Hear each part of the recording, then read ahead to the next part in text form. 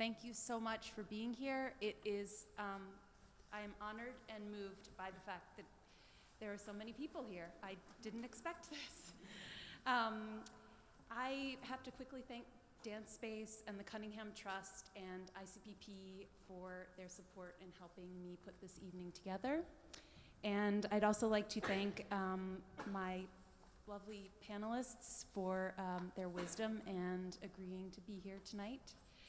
And also my friends and family for all of their generosity throughout and patience throughout my working on this project. So many, many thanks to everyone in the audience here tonight. I want to introduce a little bit about how this evening is going to work. I'm going to give about a 45-minute talk on the work that I've been doing for the past year and a half on this project on the Merce Cunningham Dance Company's 1964 World Tour. Then we're going to shift gears a little bit, and I'll have our panelists come up, and we'll just have a brief but lively discussion. And if we have time for a few questions, we'll go there, but I'm not sure that we will because we have a lot to get through. So we might have to talk informally afterwards. But at any rate, welcome. So this day has been a long time in the making, and there is still a long ways to go. Many of you out there might be asking, why would she want to do this project? That's a good question. I ask it a lot of myself as well. So what I'm working on, again, is a complete retracing of the Merce Cunningham Dance Company's 1964 World Tour, which includes visiting 30 cities in 14 countries. And in order to really get into this, I need to have a little bit of an autobiographical digression about my own affiliations with Cunningham. So please let me go there first. I know that there are many of you in this audience whose lives have been indelibly shaped by Merce Cunningham, John Cage, and the family and collaborators that they worked with. I am also proud to have been a part of this community, albeit at a later stage in the company's history. Virtually all of my professional career since 2003 has been involved with Merce in some way. If you attended a Cunningham event or performance or workshop between 2003 and 2008, there was a strong likelihood that my footprints, or fingerprints, I should say, were on some behind-the-scenes aspect of that endeavor. I started from the most humblest of levels as a contracts and touring administrator with the company, so I was reading all of the contracts for the fine print, and then moved on to becoming the director of special projects for the company when they were doing a lot of residencies, and also being an administrative assistant to Merce himself. And I love to tell people that the first time I drove in New York City was driving Merce to work in a Volvo station wagon. So we had some very excellent alone time to really talk outside of the studio, and I felt like I got a rare opportunity to see a different side of the inner workings of the company and the foundation. So, more recently, I spent 3 years cataloging and examining every piece of the Merce Cunningham Dance Company collection that went to the Walker Art Center. This was about 4,000 objects, and the majority of which I processed in the pristine yet solitary confines of the Walker's painting storage. No doubt there are some of you in the audience who I also interviewed for the oral history component of that project. So I kind of have had a holistic immersion for the past decade in the world of Merce Cunningham. During this time, I also joined, as Judy said, the cohort for the Institute for Curatorial Practice and Performance, which was at the time a new graduate program in its pilot stages that had a focus on performance curation, the practice of, looking at the methodologies and the reasoning behind why and how performances were put together. So I started mapping out this tour project as my thesis for ICPP, and it stood out to me as something that needed to be studied, not only through the lens of the Cunningham Company, but also through the framework and context surrounding each of the different places that the company visited. And one guiding idea is to fill out the details and examine the nuances of the exchanges that the company engaged in from the perspective of those who received them, tracing how they ended up in each of the 30 locales and how they fit into the local artistic, cultural, and historical landscapes of that time. There's a practical imperative right now. There's enough distance from the 52 years ago, for more in-depth reflection and comparison. But at the same time, the margin for this research is very thin. There's a sense of urgency to seize on this moment while primary sources are still around and able to offer comment. I have to say also, very personally, that I recently reached a kind of critical moment in both my personal and professional life, in which I was truly questioning why I was put here and what I was meant to do in this world. And one idea of how to work through this was to be put through the rigors and the exploration of a pilgrimage, and committing to an endeavor that was so much larger than myself, that it would present enormous challenges, but that it could also yield unforeseen outcomes that would be beneficial to both myself and to the community that I love. So I want to emphasize, this is the last time, Julia Child said never to apologize for anything that you do. But I want to say that I hope that you'll put your work in progress spectacles on with this project, because again, it's a very scrappy, earnestly scrappy, independent venture. I've only, at this point, I'm halfway through the project, or through the touring part of the project. I've completed 15 of the 30 cities in the countries, in the itinerary. And it's being done in the leanest, most possible way, which I guess is in the spirit of the original tour, so it's all good. But you're going to kind of see some of the inner workings of how the research has been done, and I'll talk a little bit here and there about that as well. So I hope that you really enjoy hearing as much about the process as also about the subject matter itself.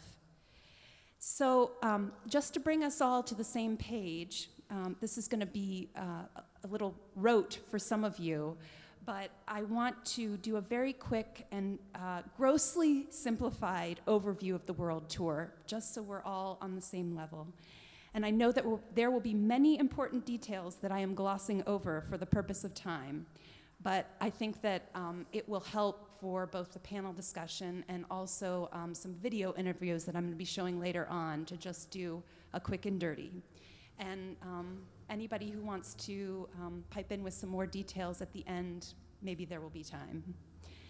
So there's going to be a few images alongside this first part that will hopefully enhance some of what I'm talking about.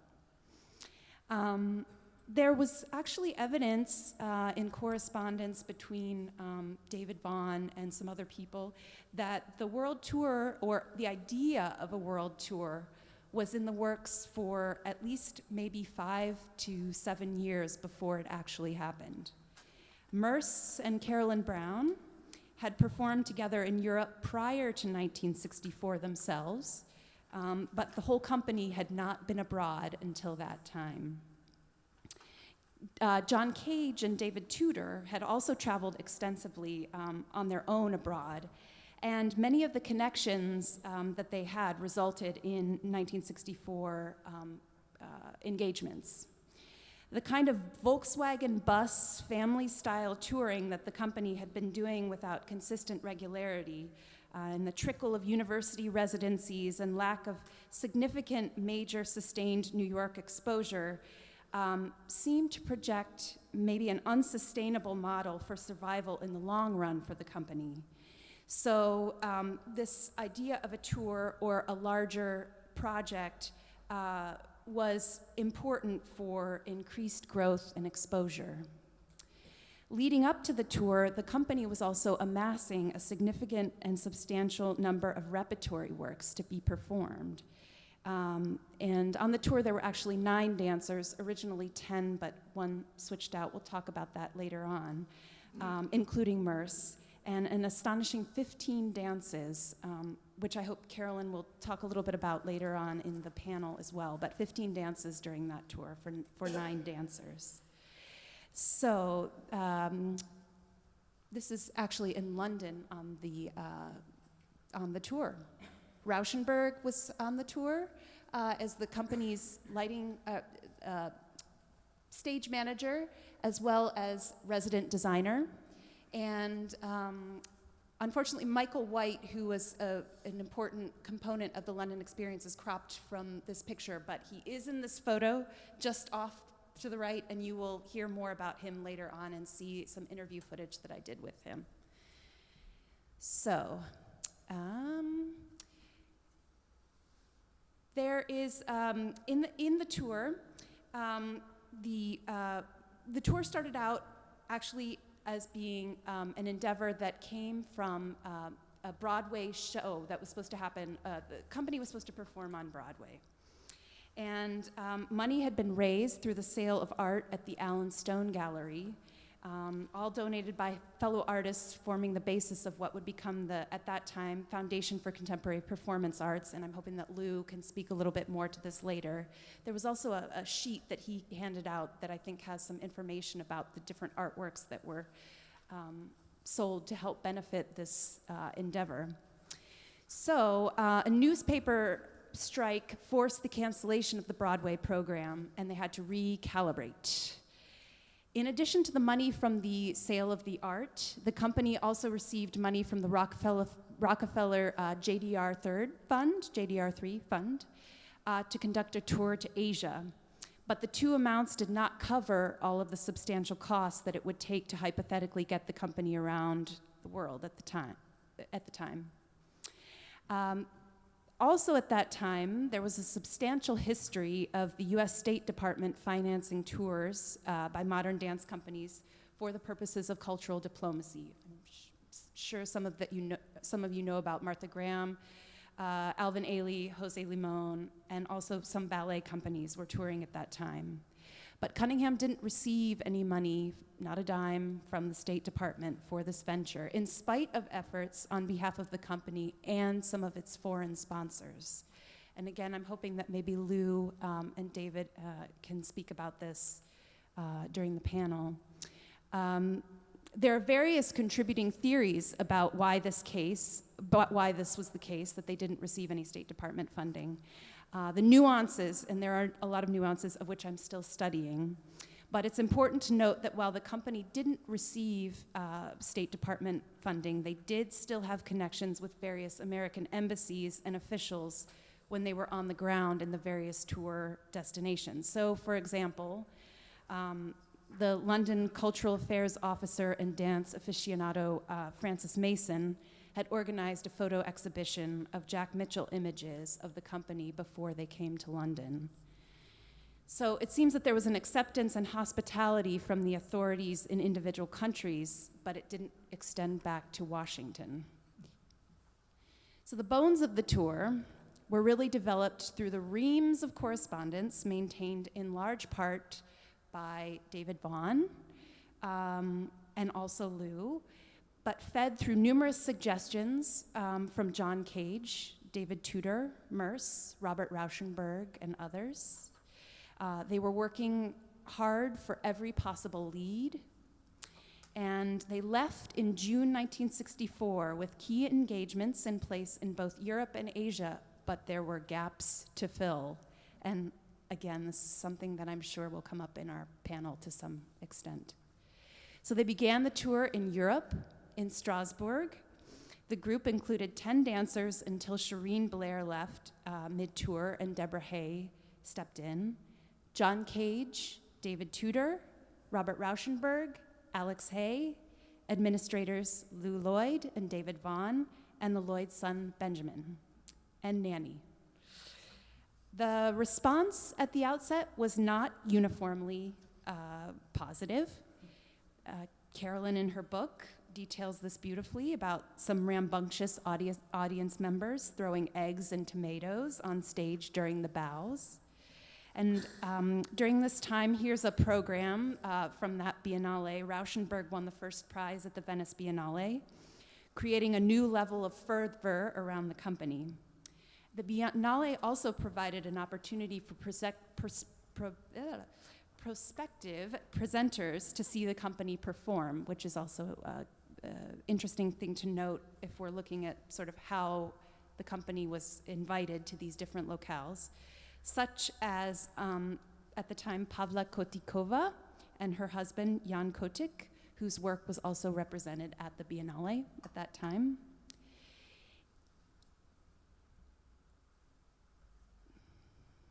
In London, the company flourished, and the critics went wild with headlines like "The Future Bursts In." Through the efforts of producer Michael White, a week's engagement at the Sadler's Wells was expanded to several additional weeks at the West End Phoenix Theatre, which was an unusual and highly visible home for the company at that time. This is Merce and Marie Rambert at a party after one of the performances. And here's a bunch of friends that we might recognize, also at that same party. Members of the company, you can see Alex Hay, Deborah Hay, Robert Rauschenberg, David Vaughan, Michael White, John Cage, and some other guests.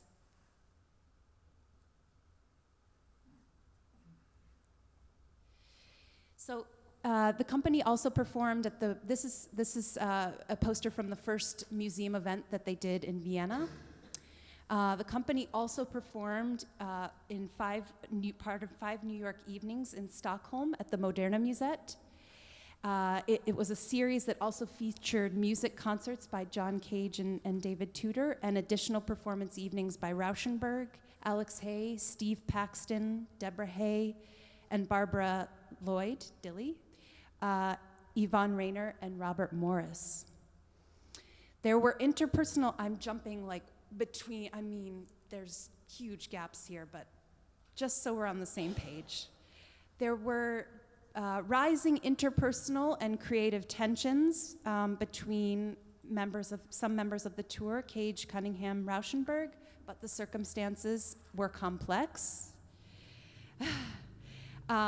Performing in Poland in the former Czechoslovakia at that time afforded a rare opportunity for an exchange behind the Iron Curtain, a moment ripe for observing the different levels of creative freedom and artistic development that were happening in these countries at that time. In India, I'm jumping forward a little bit. This is to give you an example of how other companies were traveling around the world, probably much more supported than the Cunningham Company. This is the Joffrey Company in Kabul in '62, I believe. In India, the structure of their visit was largely shaped through the coordination of the Sarabhai family. This happens to be a photograph of Mrinalini Sarabhai in Ahmedabad. Actually, she just recently passed away. This was taken in February of 2015. So another reason why there's a sense of urgency to continue pursuing this project right now. The Sarabhais had family members who had long-standing music connections with John Cage and David Tudor since as early as the 1940s. Visual art connections with Robert Rauschenberg, and dance connections with Cunningham via Mrinalini. They performed for the cultural elite in Delhi and Mumbai, Bombay, but cheap seats were also made available in Ahmedabad so that anyone could attend. The visit to Chandigarh, just north of Delhi, may have been prompted by the Sarabhai's desire to show the company the city that was designed by Le Corbusier, rather than because of any specific appetite for avant-garde modern dance. After some accommodations mixed up with, do you have your bedrolls? Did you bring your bedrolls? There is an often quoted remark rendered here in the variation: if we would have known how good you were, we would have treated you better. On the way to Japan, there was a command performance in Bangkok for the King and Queen of Thailand. There was lots of protocol to follow and a final receiving line for the women in their leotards. In Japan, there was nearly a month of activity, starting with press performances in Tokyo to drum up publicity for the rest of the performances. There were many existing lines of influence and exchange between members of the company and Japan at that time, too numerous to go into here. But Toshi Ichiyanagi, who had studied with Cage, played for Cunningham technique classes in New York, and whose compositions were featured for several Cunningham repertory works, did a lion's share of the coordination efforts with officials from the Sogetsu Arts Center. There was a performance exchange at that time also with Japanese modern dancers and Rauschenberg and members of the company who had been pursuing their own work also at the Moderna Musette. Personal relationships at that time were eroding at a rapid pace. Also, there was fatigue, morale issues. Rauschenberg painted a gold screen received during a dinner that Sofu Teshigahara hosted for the company. He was Sogetsu's director. That event, 20 Questions for Bob Rauschenberg, was the last event on the tour. So the level of exposure that the tour produced for the company was unparalleled. The shift was dramatic after that time. 4 of the 9 dancers decided to leave immediately, plus Rauschenberg after his, at that time, 10-year association with the company as a designer. There was an effort to regroup and formalize. The Cunningham Dance Foundation was formed. And as Lloyd said in his interview with me, the phone started ringing. The tour established relationships that would continue to build, expand the company's presence exponentially, both within the United States and internationally. So that is the World Tour 1964 in way too few seconds. But now I'd like to show you actually some footage from some of the interviews that I've been conducting throughout my time on the retracing of the tour.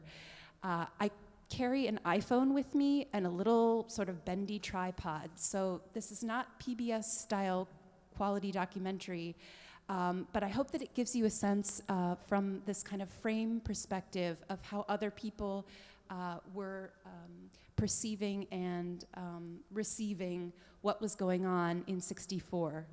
I've also, as another sort of tributary of this work, been trying to interview all of the original tour participants, which would include dancers and anyone else who was around at that time. So first you're gonna see a little sort of sample of where I've been on this tour myself, and then some interviews with both a former dancer as well as some of the people that I've talked to in the various locations.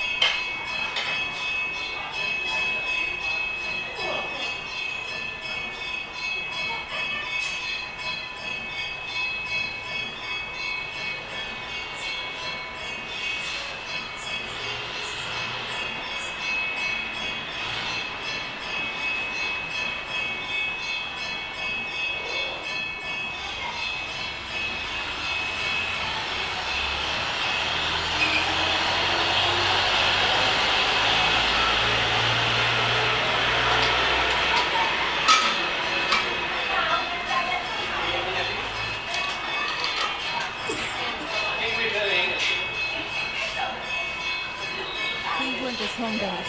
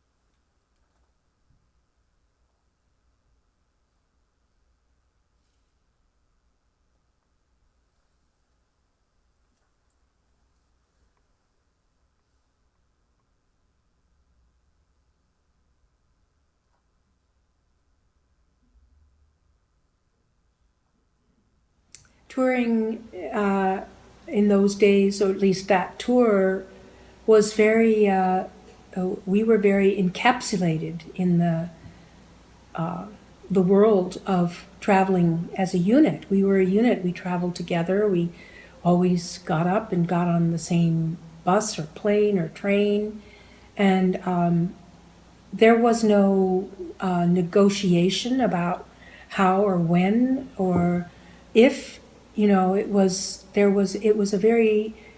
being in a spaceship, traveling around and arriving. I think I like that metaphor because of the way, in especially current cinema, portrays space. It's always about this very elongated sense of time, and time passing in a very strange and predictable and unfamiliar way. Predictable and unfamiliar, I don't know if you can say those two things. You know, there was no discussion about not continuing. There was never. That wasn't what that tribe was about at all. You either did it whole hog or you weren't there. And that's who you were around. I mean, you know, Merce and John and Bob are incredible figures to be living around in those circumstances. It's not petty, it's full out whatever. I'm sure that my dancing became confident. There was confidence. And that stayed with me for a long, long time.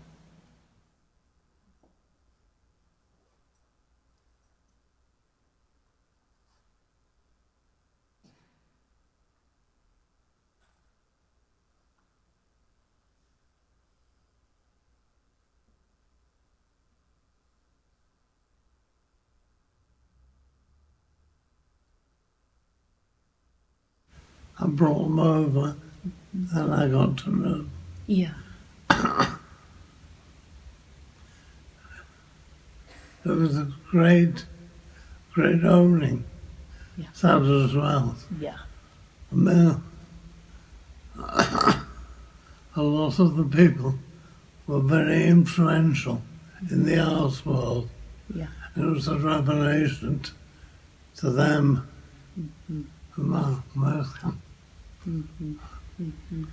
A brilliant personality and a great success. We went dancing every night. What was the club called? The Ad-Lib. The Ad-Lib. Ad-Lib. You went out with Merce? Yeah. Dancing every night at the Ad Lib, a club called the Ad Lib. Well, what kind of club dancer was he? He didn't dance. Ran from those dance. I'm sure he did.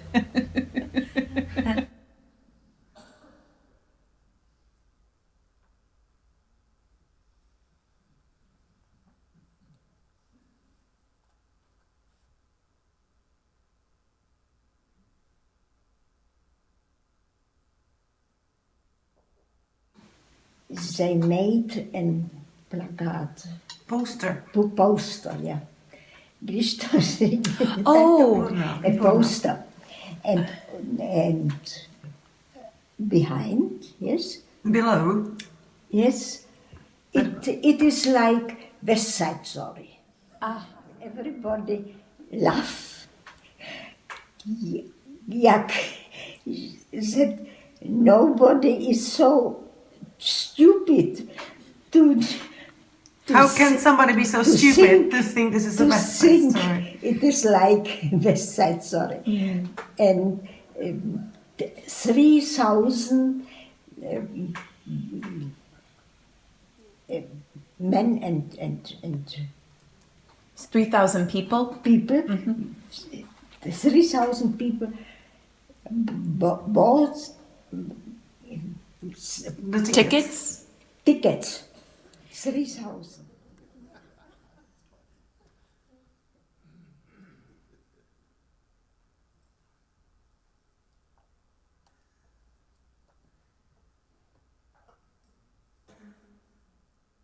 Because he was studying at the University of Bratislava around 1963.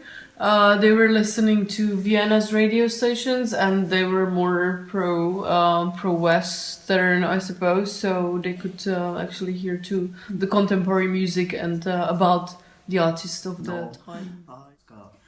Because usually you couldn't catch these stations. They were interfered by the government. But because Bratislava is so close to the border, they couldn't, because they would interfere with the Austrian inhabitants in the meantime. Proto jsme mohli natáčet. That's why they were able to record the music on the ancient tapes, you know. Was it a wax? Yes, it was, yeah. I don't even know how to say that, I'm sorry. Takže proto jsem věděl o Cageovi, že? That's how he learned about Cage. Wow. Through the radio. Through the radio, yeah. Wow. So it was very refreshing to learn that these artists could actually enter the Czechoslovakia. So it was like a hope for them that something's happening.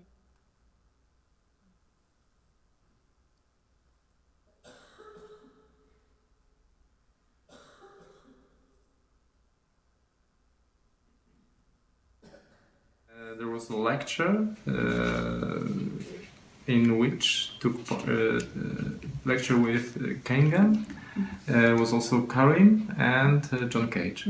Somehow it was shocked for us. It was a shock. Przez jakości ruchowe, o których była mowa, i że w ogóle tak ważny jest czas i przestrzeń. Shocked because of the quality of the movement and about the importance of the timing and the space. Somehow we were prepared. A zwykła publiczność wychodziła. But just ordinary audience or not prepared audience, they were leaving the performance. No, niektórzy grzecznie w przerwie, a niektórzy w trakcie. Some of them in the Też pamiętam to. In between performances, but some of them during the in the middle of the performance. So they were.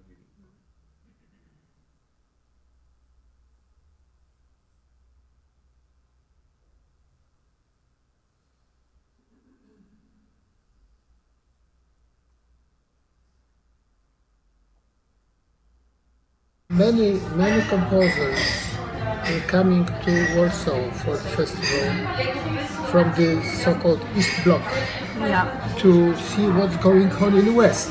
It was a window open to the real freedom at that time. The idea, let's say, from the American perspective, about the communist country like Poland is, I would say, not really correct, I would say. We were, at that time, in the 60s already, we had quite a good liberty, freedom to perform and to play and everything. And the Warsaw Autumn was totally sponsored by the Ministry of Culture. So you have an answer. They give the money. And we did, like now, when I organize some festivals, I have to count all the time. At that time we didn't. We choose the works, composers. We were thinking about the art, and money were there on the table. That's how it was.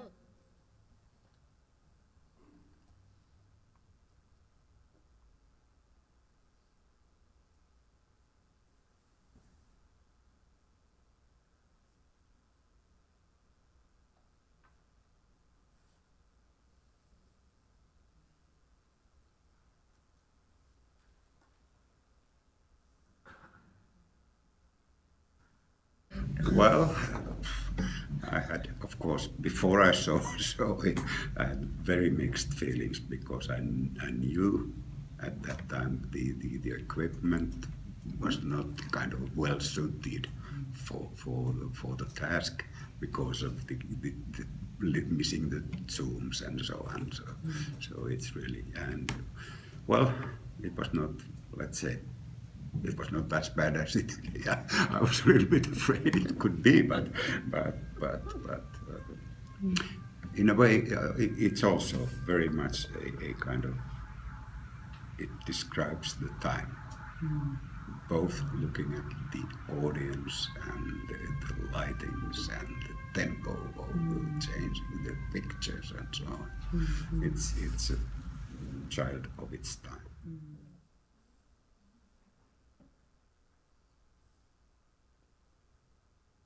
In Sarabais were inviting people like John Cage and Charles Eames. These people were visiting India, and through them one was hearing all the time about these names.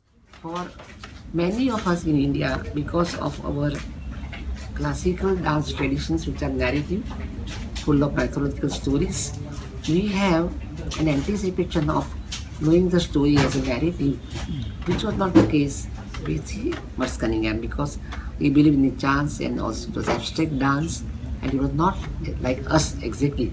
Indian traditions were different, but it was also important to know other traditions of other country also, and therefore one kept open.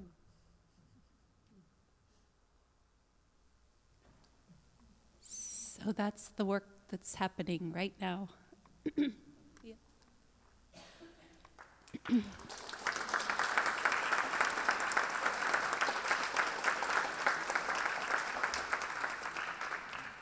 So, I wanted to transition into this panel, but I first wanted to talk about a few takeaways that I've gathered from this work thus far. First of all, it is very difficult to trace influence. When you ask people about how Cunningham influenced their work or whatnot, of course, influence is something that seeps in kind of abstractly over time. So that was one takeaway. Also, I think that the cohesive diversity of this particular Cunningham group, because of John Cage, David Tudor, Robert Rauschenberg, there were all of these sort of unique entry points for people to become connected with the company. So for instance, Rauschenberg had exhibitions at the Moderne Musette 2 times before the company had visited there, and also an exhibition in London at Whitechapel in February of 1964. And So there were all of these kind of seeds that were being planted towards this series of events that happened. But because of the diversity of the group, their diverse interests, and also the connections that they had, they were able to access sort of different groups of people than just a traditional dance company without those kinds of links would have at that time. Also, this talking to people reinforced for me, and I know dance scholars out there, you are probably very aware of this already, but the sort of different state that quote unquote modern dance was in each of these countries, sometimes drastically different. For instance, I was talking to a scholar in Finland who said that the fact of the people being in bare feet, dancers being in bare feet, but performing sort of what I would call balletically influenced, or what they would call balletically influenced movement, was just a complete shock. So that was another thing that was happening during this tour, is they were getting exposed to, people were getting exposed to so many different kinds of states of modern dance at that time. Also, this tour was really about, and again, this will come up, I'm sure, in the panel, artists supporting artists, as opposed to, the company did have this large grant from the Rockefeller JDR3 fund, but it truly was an artist supporting artists endeavor. And also, I think, you know, you can't underestimate the importance of what a letter writing campaign this tour was. And, you know, there are some people in this room for whom we owe a huge debt of gratitude that this series of events took place. So I'd really like to invite the panelists up now, and we can continue the discussion with them. So part 2 begins soon.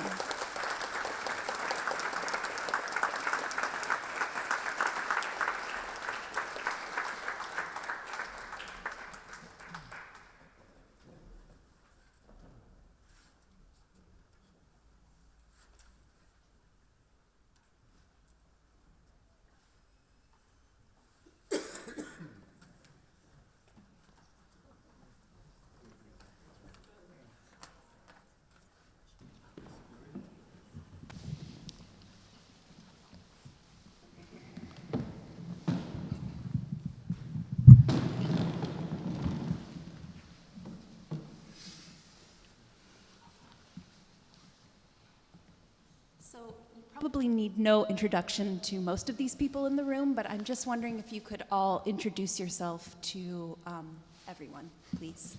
Petr Kotik. Carolyn Brown.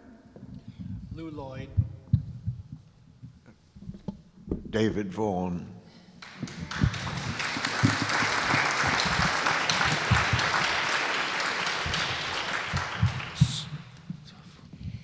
So Lou and David, I'm hoping that you can maybe start out by just talking a little bit about, so Lou and David were, as I said, the administrators on the tour, and I'm wondering if you can just start out by speaking about, Lou, maybe you'd like to start by talking about the art sale that happened? Well, yeah, I want to lead up to that, though, to say how it was I got involved in the first place. Over here. How it was I got involved in the first place. I was a theater guy. I was 24 years old. I produced a musical off-Broadway, and with a partner, I was building an off-Broadway theater. And as I was in the last stages of construction on that, John Cage appeared in the light booth one afternoon while I was stringing cable and doing whatever. And still even closer. And he said that he liked the theater. He'd been downstairs looking at it, and he had an idea about something we could do there together. But he also had an idea that he wanted to discuss, which was that the dance company and my wife Barbara had been studying with Merce at his studio. The dance company, he said, really should be seen on Broadway. And he said that, Martha is on Broadway frequently, but she has Beth to Rothschild, and we don't have anything like that. But we have lots of artists who are going to be willing to donate their artwork to us to sell, and we could sell the work and put the money aside and then use that for our Broadway season. And we're thinking, well, he said, you could produce that for us. And I said, whoa. And he said, well, we asked Carmen Capalbo, who had been the producer of the long-running hit Threepenny Opera, but he said no. And so then we thought of you. And we thought, you're sort of part of the family, so maybe you could do it. And no one had been asking me to produce on Broadway, fully financed. This was this was going to be great. So the Foundation for Contemporary Performance Arts was formed. We had the art show. The Cunningham Foundation, incidentally, was formed after the tour. And we collected the art, sold over $35,000 worth of it. John had been soliciting individual donations, and you heard about the JDR Third Fund. But then the season on Broadway didn't happen. Reasons having to do with the newspaper strike. And John and Merce decided that also David Vaughan had developed this wonderful archive of interest from all over the world, letters saying we would like, if you come to Europe, we'd love to present you. And so John came back and said, well, we'd like you to work with David on this and see if you could put together a tour abroad.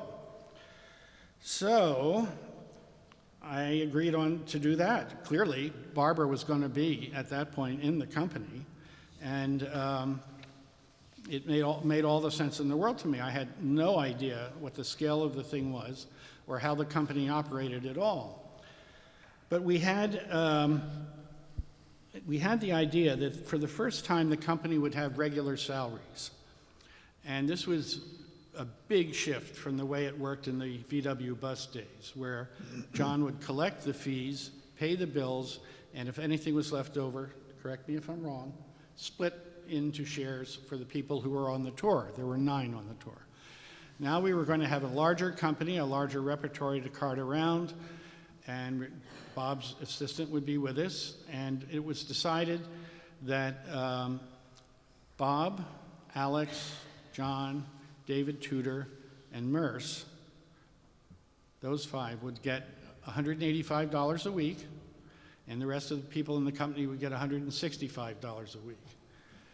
And I explained to the company members that they could get cash while we were traveling around in the local currency, but they could also set aside money at home from their paycheck in their own account at home to pay the rent and do what they had to do with that. Somebody would look after that, probably a friend of theirs.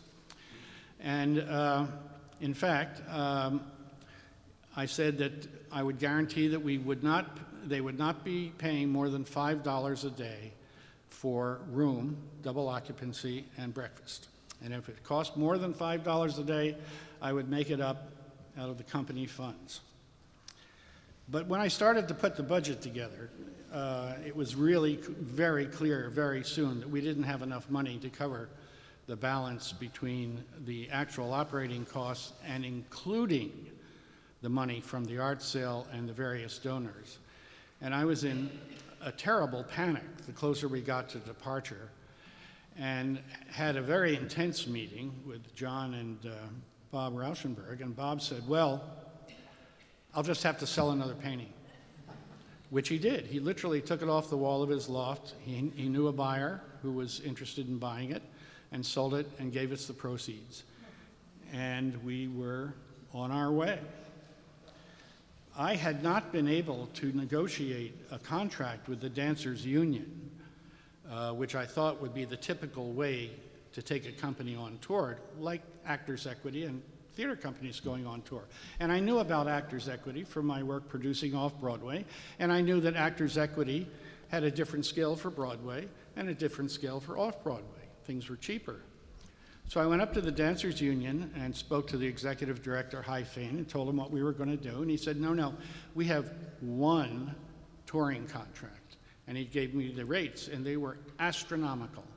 And I said, well, how does this work? He said, because you have State Department support. And I said, we don't have State Department support. And he said, well, this is the only contract and you have to sign it. And I said, we're not going to sign it. And he said, well, Merce Cunningham's dance company will be on the unfair list then. And we'll have to deal with you when you get back. So we made it up.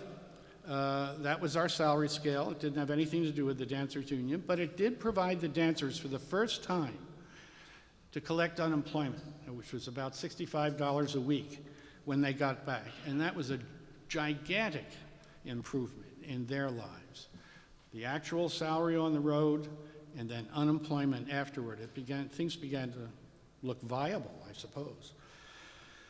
But when we got abroad, actually started on the trip, things began to come unglued very quickly.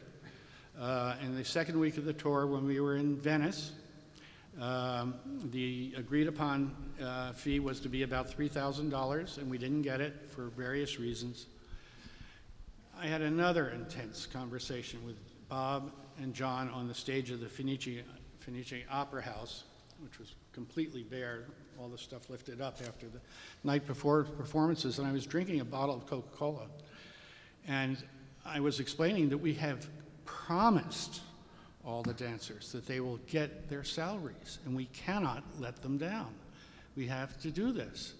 And I got so agitated about it that I spun around and threw the Coke against the stone wall at the back of the stage, and smashed into 1,000 pieces, which got people's attention. And Bob said, well, I have $3,000 I can lend you to plug this hole in the budget, which was the money he'd won. You should maybe say that $3,000 was much more than today. It was a lot of money. A lot more. And it was consequently, when big, we didn't get it from... I mean, $3,000 was a fortune. Huge. And we didn't get it from the 1964. Opera House. That really was a disaster for the budget. So you'll see the pay sheets. They're attached to the list of artists' work that was sold. And you can see how we split up the money and how you got crowns, rupees, pounds, whatever your local amount was, $50 or whatever. And I packed up my gear to leave with the company. I got a reinforced case that was my office case, and I bought an Olivetti adding machine, hand-operated with a crank, and unscrewed the crank so it would fit in, and a little slimline Olivetti typewriter, and paper and pencils, and all the stuff you carry in an office. And given my experience working in the theater in New York, I thought, So I went to the bank and got 50 silver dollars, which I put in a little pouch for tips, which I thought would be very useful as we went along, and 2 bottles of Jack Daniels. And we took off. And that was my office on the road. I want to say, just as an aside, it really is an aside, we continued to have these very, very difficult problems. When we were in Finland, we had another financial meltdown. Jasper John sold a painting back at in the US. That money went into our account. When we were in Belgium, before we went to India, we were having another financial crisis, and we arranged to sell Richard Lippold's wire sculpture, which is listed in there. It was sold for about $10,000. I think, and that went into the budget. Everybody got paid during the tour, but when we got back, there was a huge pile of bills, which John immediately tried to tackle by writing more letters, pleading for more gifts from other donors. When I tell some of these stories, people say, well, how did you know how to do that? You were only 24 years old. And I said that to David once, and David said, well, we didn't know how. We just made it up as we went along, which was true. If you're a dance researcher and interested in aspects of this tour, I think what would be interesting in an area that hasn't been explored yet, I don't think, is that every place we stopped, there were a consulate or an embassy and surprised officials. In Poznan, the Consul General came running up to me at the train station and said, "Who are you? Why are you here? How did you get here?" Because we were not government subsidized or government supported. Those offices wrote reports back to the State Department in the US, and I'll bet you those reports about our little dance company are down in the archives someplace in the State Department. And it would make very interesting reading if somebody could get in there and find out what they really thought about us. Anyway, that's my story.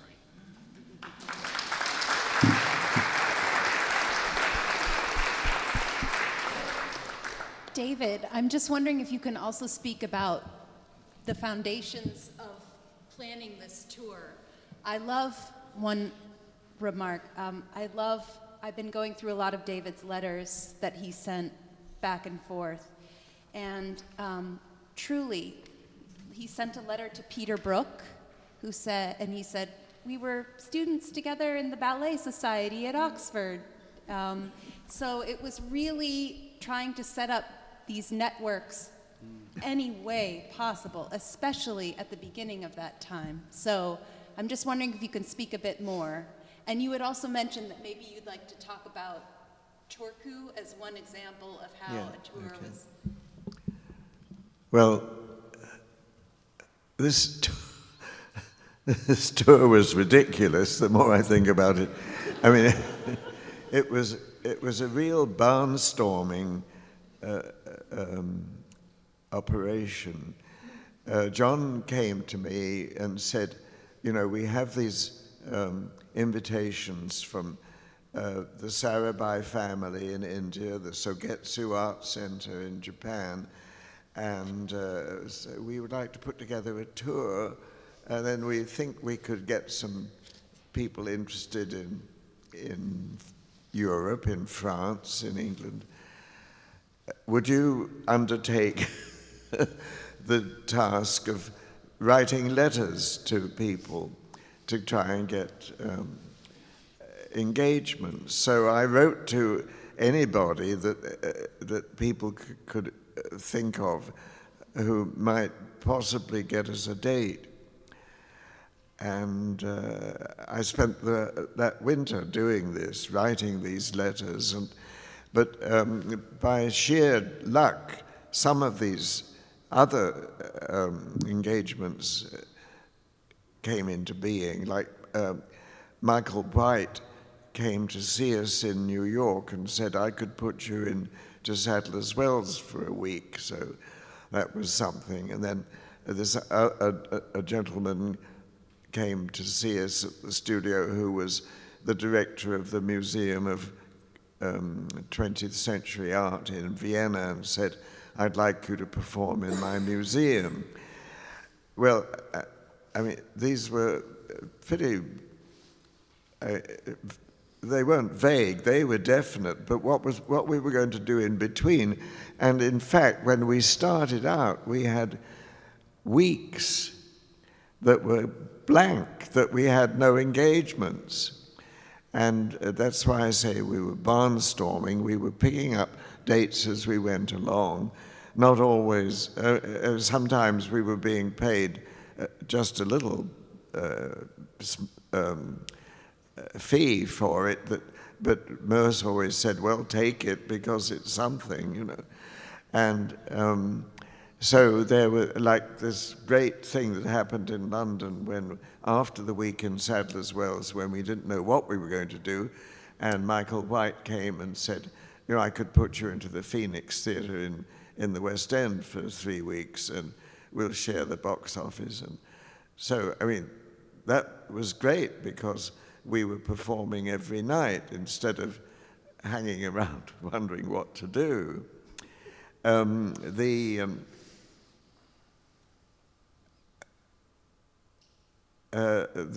Turku string, we were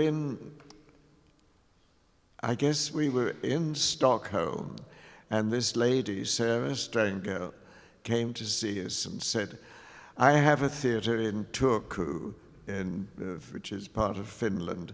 I can't pay you very much, but I could put you in the boat from... She offered $500 and overnight boat fare. Yeah, $500, was it that much? But we had this free boat ride overnight from Stockholm to Turku, which actually was a disaster because we had plane tickets which we didn't use. But and then we, I think, took a train a bus from Turku into Helsinki. At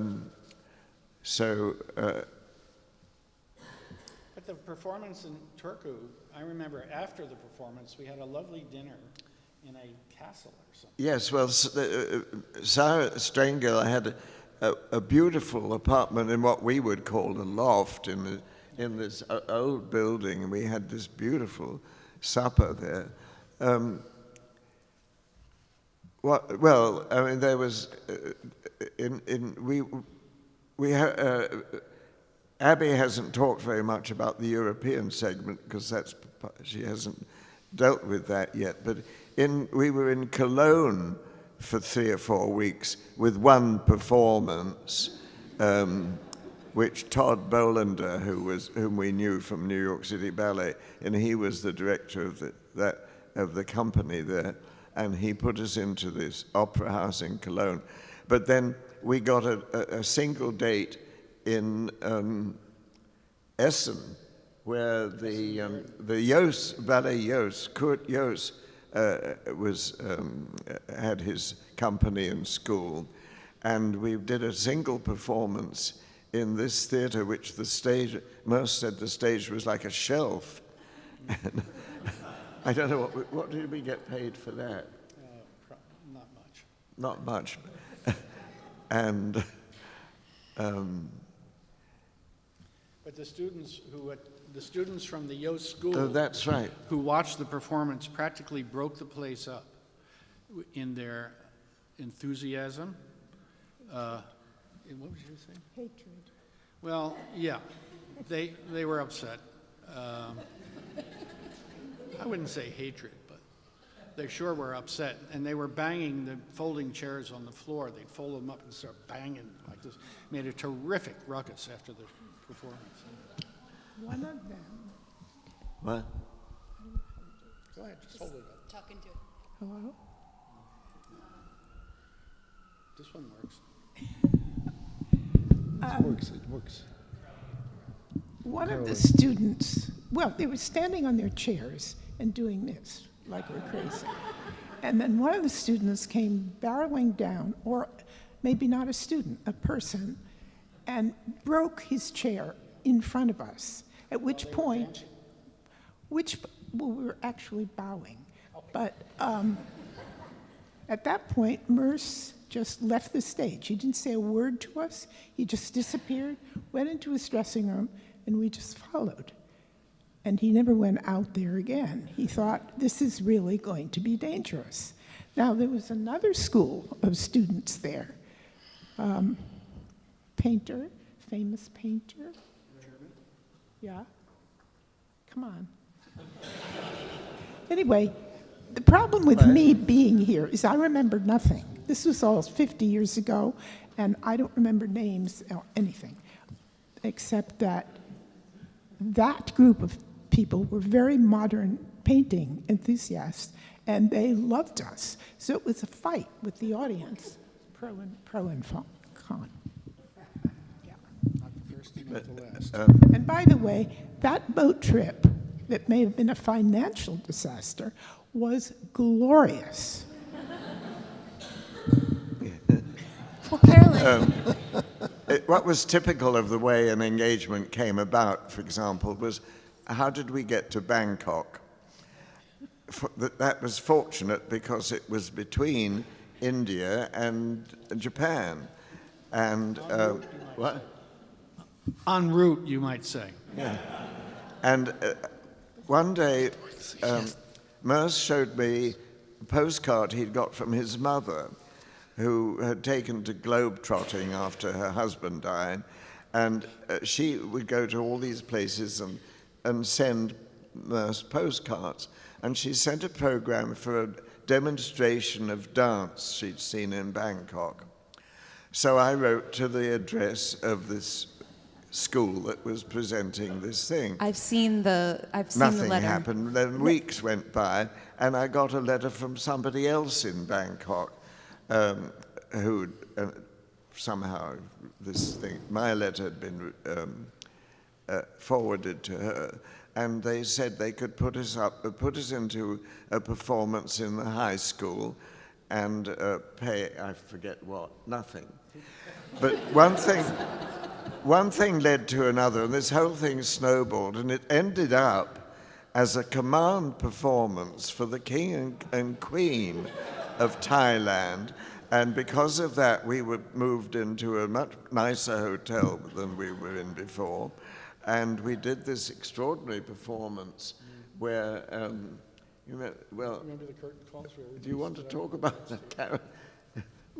After the show, they said, you have to wait for the national anthem to play. And so the company were all ready to take a bow, and then they played the national anthem. So they took no bow, but the dancers had to run around outside to be in the lobby when the King and Queen came out. And the King and Queen very graciously greeted the dancers, I think. Is this working? Speak right close to it. Hello? Well, the ridiculous part was they insisted that we run right out there in our sweaty black and leotards and tights. We were in our antique meat costumes. We felt more than stupid. And then when we got there, they were so nervous, they kept rearranging us, who should stand here and where, and then who should appear. Coming down the stairs, this exquisite Queen Sirikit, I think her name is, in a Balmain gown, looking, and diamond tiara and everything, and the king looking terribly elegant and terribly serious. But it turned out that the king loved American jazz. And so he came down, he wanted to talk to John about the music. And the Queen came down and said, I've seen a lot of ballet, but I've never seen anything quite like what you do. But and handed little bouquets, her lady-in-waiting did. She handed each person a silver basket with flowers. Oh, yeah. That's right. Here's Barbara getting her basket.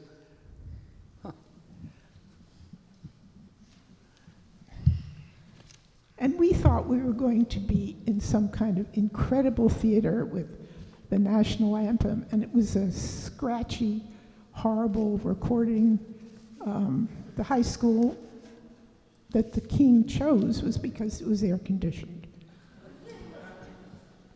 We were in Tokyo for a month, I think, with very few performances, and the company was really falling apart by then. I mean, the dance... Falling apart earlier. Right? It was falling apart much earlier. Oh, before that? It started in India. And Merce only kept company going by doing what he always did, had class every day, followed by a rehearsal, even if there was no performance in the evening. And of course, by the end of the tour, several of the dancers were actually leaving because they couldn't stand it anymore. And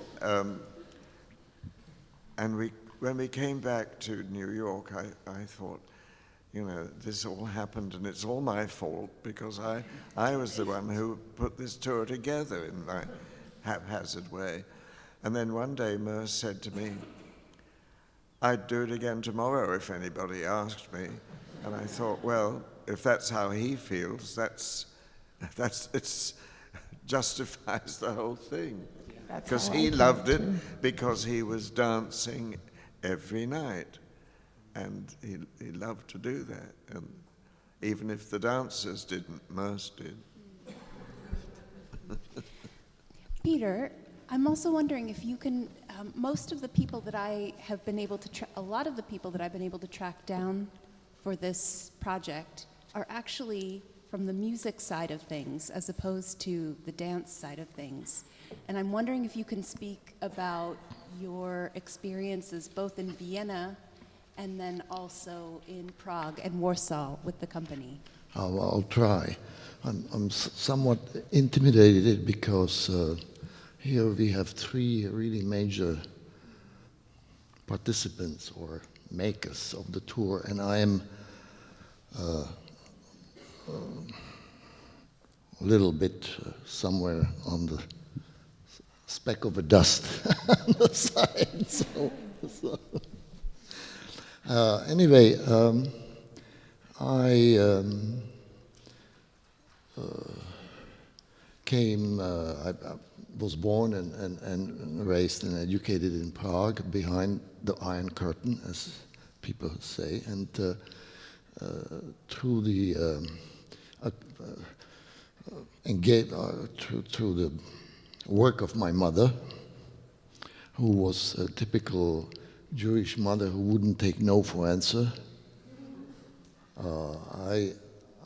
I got a grant, Austrian government grant, to study in Vienna, which was very unusual. And so I was in Vienna. I was playing with the ensemble, which represented new music at that time in Vienna, and one day I got a phone call from Friedrich Zerha, a composer who led the ensemble, telling me that John Cage is coming and he needs some musicians. Would I be interested to participate? Of course, he had the answer before I said that. And that's how I first time met John Cage. I was very much interested in John Cage because of his writing, and that's the only thing and of course listening to music, which made me more confused than anything. But maybe the confusion attracted me to it. And music, I've never seen music because it was not available. It was nowhere to be found. And we met at the museum in Vienna. I brought my flutes. I'm a flutist also. And John said, well, we don't need any flutes. Put them down. So, and we had about, and so what we were performing, there were 6 of us: David Tudor, John Cage, Zerha, also myself, and 2 other musicians. I can't think of the names. All of us, of course, volunteered. And we were performing Atlas Eclipticalis, 3-hour version, with, which was taken out of the big orchestra piece, 6 percussion parts, which were amplified and electronically modified the sound. And we had about 9-minute rehearsal for that. For a 3-hour piece. Which was typical John Cage rehearsal. And the performance was marvelous, wonderful. We had, of course, we met in the morning and we had all afternoon to simply prepare ourselves. Cage operated on the assumption that people are responsible and if they are left alone, they come up with the best, which was a strategy which was not always successful. So, and then it followed the performance in Prague, which my mother had also some hands in. She walked into the state agency for performing arts, music, dance, theater. There was only one agency, of course, well funded. And she said, you got to have these people. She was always with these officials, especially in the communist hierarchy. She was so convincing that many of them thought, well, this lady must have gotten some okay from above. Otherwise, she wouldn't be so sure. So very often she achieved something on this assumption.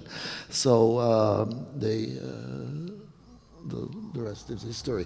And I was I was invited again in Prague, very much like the Vienna engagement. John needed some musicians. So I invited my entire ensemble I worked with in Prague, and there were more of us than he needed. John and there were some problems, as you remember, and we couldn't start rehearsing in the morning because they had to redo the stage. There was some problem. Yeah, Merce insisted, and they sold 3,000 tickets, and Merce said, "We're not going to perform if you don't fix the stage." So there was a what next? Very soon there were 5 or 6 workers diligently working and fixing the stage. And we had some time, and John and David Tudor, they were about 1 hour late. We were waiting there, waiting. They came, and John said, "Oh, I don't need 2 trombones, just 1. And so I came to the musician, I said, "One of you can go home." And they became very angry with me after waiting an hour and after looking forward to do it. So I went back to Cage and I said, "Well, can't we find something to do for the other trombone player?" And he said, he lit up and said, "Of course, no problem, bring me the part." And he tore the part in half. And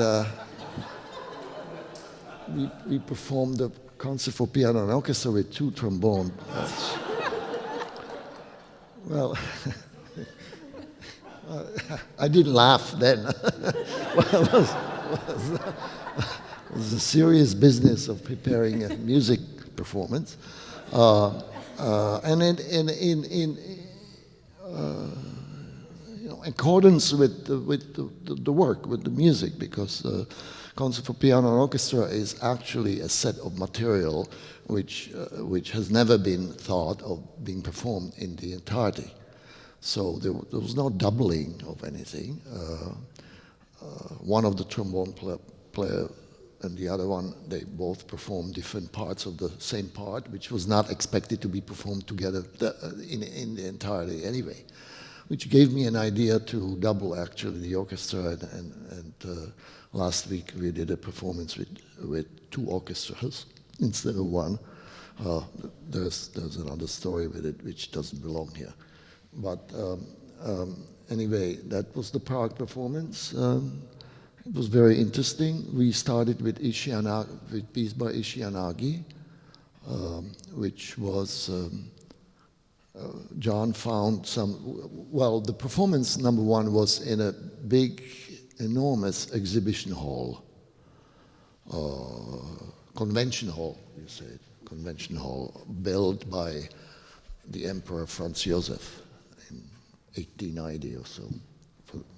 Fit 3,000 people. The mayor was on the balcony, and they were up for surprise. About 500 people left, but about 2,500 people stayed, and it was an enormous success. And John found, well, at the convention center, you have a lot of things. You can find a lot of objects around Ling. He found flagpoles, bamboo flagpoles, and so we had these huge flagpoles and with buzzing sound, and walked around the audience on the sides. And once in a while there were some tables, and we would lift the table, and boom, made a big sound, and smacked the walls with the bamboo table right underneath of the mayor. He couldn't believe what he was seeing. And so we started with that, and then we continued with the program. There was some Nankarov, I think. I remember. Yeah, I remember some of the musicians were listening, and they were saying, "This must be a machine. There's no way a human being can play that." And they were right. It was a player piano. Player piano music on rolls. And the rolls were hand punched so that they weren't piano hands playing it. But the Conlon Nancaro made up the music by punching the holes in the player piano rolls. So it truly can't be played. It can't be played. No. Then we played the concert for piano and orchestra, which was an enormous thing. Cage conducted, and David was playing the piano part. And I remember when we finished, I was playing in the orchestra. The dancers came to the edge and looked at us down.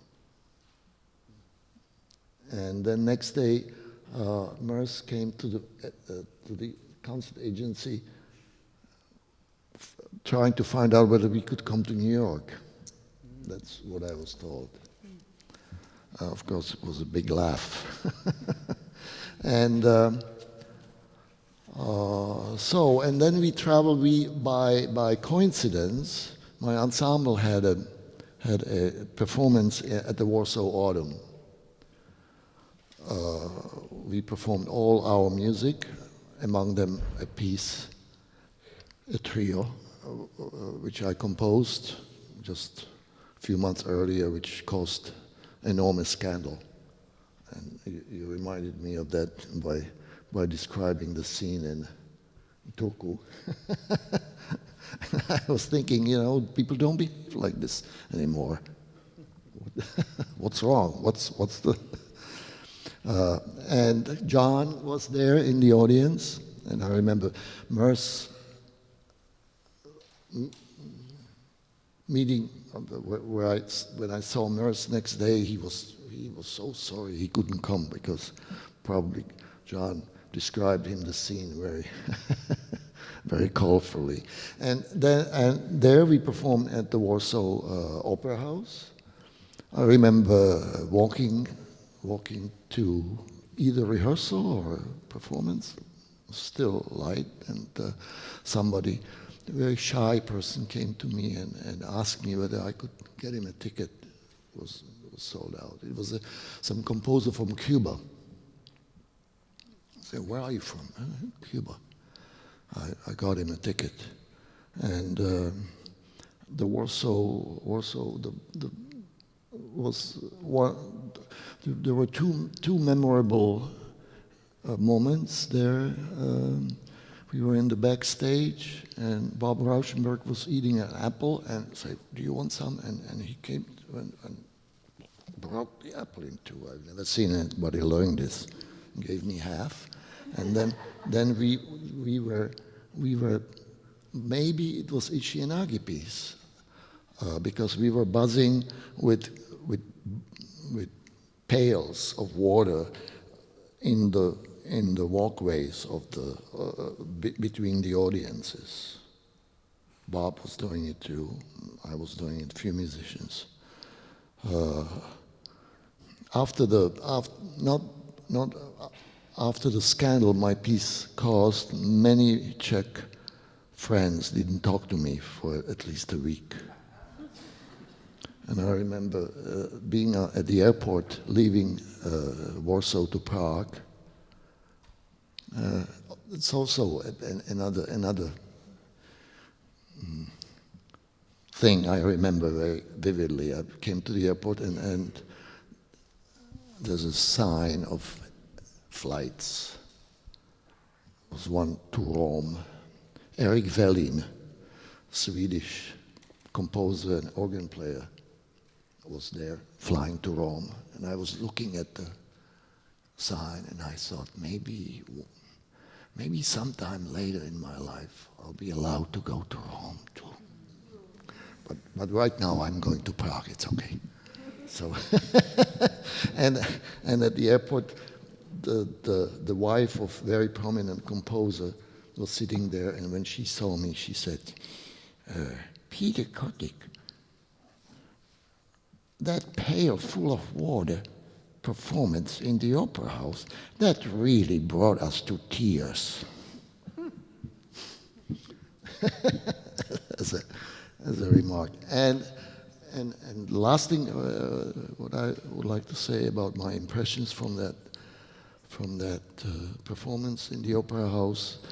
When I was not performing, I snuck into a box looking at the stage, and there was the most fantastic dance I have ever seen till then and since, one of them. And that was a duo of Merce with Carolyn. And I remember this slow, very slow movements forward and back on the floor. And that stayed with me for the rest of my life. And John and David were on stage performing on two pianos. So.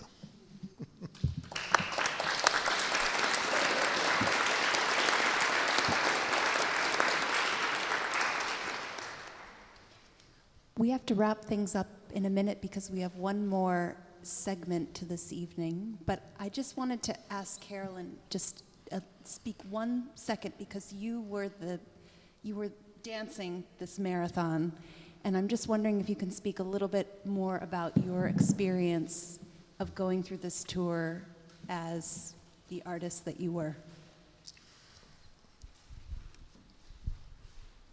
Am I on? Yes? Yeah. Okay.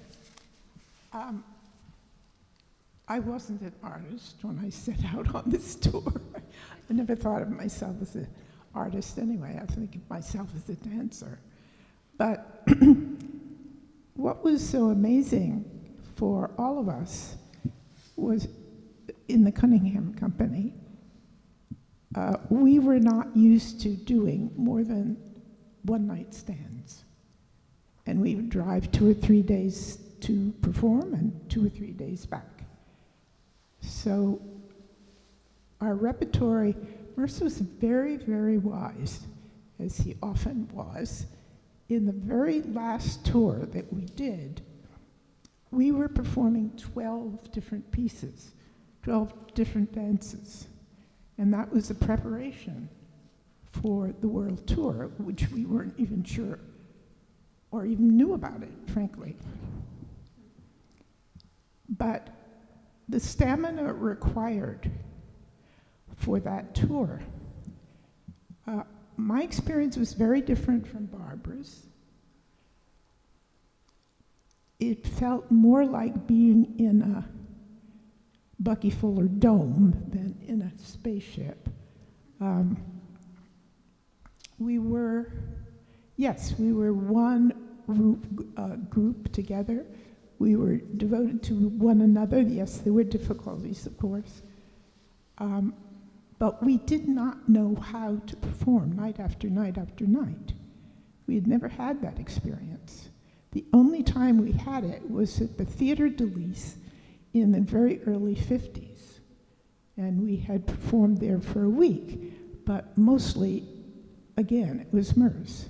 And what's so amazing to me is that of the 15 dances that we took on the world tour, he was in every single one of them. He did not miss one performance. The rest of us were sick, often missed 1 or 2. I have a feeling Sandra Niels didn't miss one at all, but mostly he was out there, and we learned from him as an example of how you do it night after night after night, and accept the bad performances, the mediocre ones, and the rare ones that you thought went well. And you just have to learn how to do that. And the difficulty within the company, the reason it kind of dissolved at the end was because there was a certain amount of tension between Bob on one side and Merce and John on the other, because Bob became a world famous with the Venice Biennale winning, the first American to win for painting.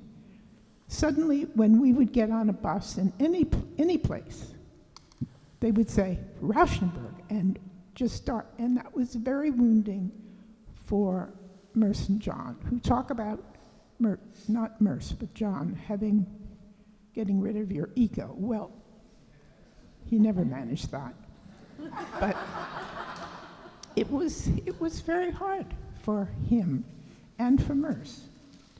And also the responsibility that they had for us. And that David and Lou were trying to make sure we were taken care of. I mean, I remember the wall, hearing about the wall, the Coca-Cola on the wall, and his first thought was, the dancers have to pay their rent. They have to eat. We didn't have a per diem. That was the other thing about not being union. We had no per diem. We had the salary. Now, in my book, which could be, I'm discovering more and more mistakes in my book. Viola and I were paid $125. That's what I thought. And the company got less. Yeah, and 125 and then 115 under that. Yeah, and so that's not a lot of money. Even in those days, it was.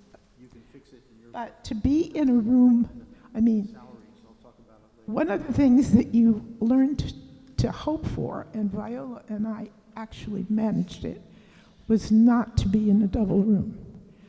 Because, number one, Viola smoked. And she smoked the last thing at night and the first thing in the morning. So whenever we could, we got, and I think that's how we survived it, frankly, is to at least have those quiet moments. But going back to David saying he was all wrong, no. They did a superb job in getting whatever happened. And as I have said many times, I would do it all over again. In fact, I would pay to do it all over again.